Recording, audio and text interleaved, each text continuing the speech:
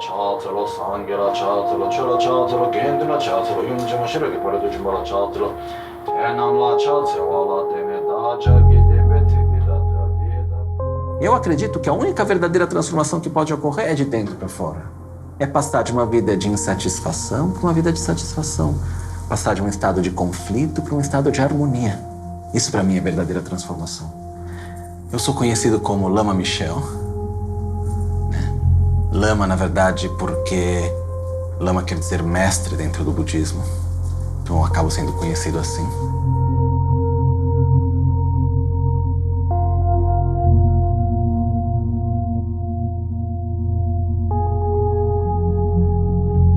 Quando eu vi o Lama Gante pela primeira vez, eu senti como que um amor. À primeira vista, eu quis ficar na casa onde ele estava, não tinha jeito. Eu passava horas escutando ensinamentos sem entender coisa nenhuma, mas ficava lá o tempo inteiro, adorava.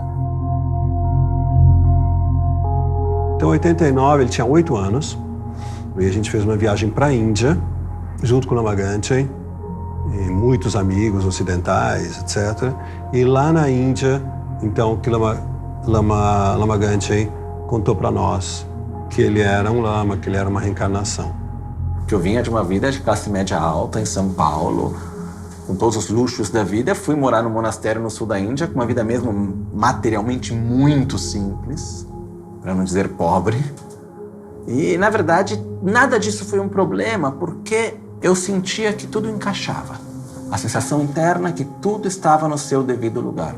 Várias pessoas me perguntam, você foi reconhecido como a reencarnação de um mestre tibetano, como é isso, quem foi?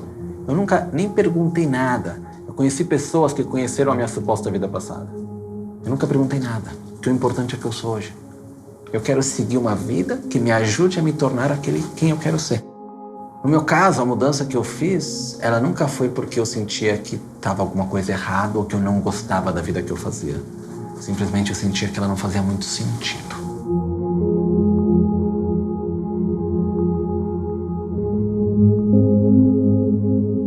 Se eu me olho em momentos diferentes, mudanças aconteceram. Mas eu acho que a sensação da transformação em si é como se eu tivesse que fazer uma metáfora. A minha sensação interna é como tá velejando. E quando a gente veleja, a gente tem que respeitar o vento, tem que respeitar as correntezas, o tamanho do barco que a gente tem. E se a gente souber respeitar o barco, a correnteza, o vento, a gente vai conseguir chegar onde a gente quer.